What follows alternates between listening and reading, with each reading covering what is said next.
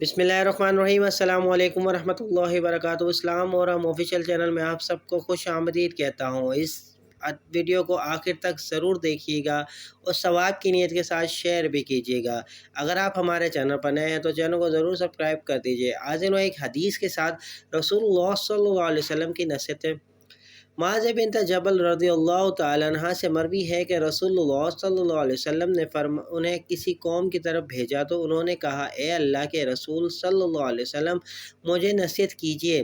آپ صلی اللہ علیہ وسلم نے فرمایا، سلام کو عام کرو، کھانا کھلاؤ اور اللہ سے اس طرح حیا کرو جس طرح تم اپنے گھر کے کسی فرد سے حیا کرتے ہو، اور جب گناہ کرو تو اس کے بعد نیکی کرو، اور جتنا ہو سکے اپنا اخلاق اچھا کرو۔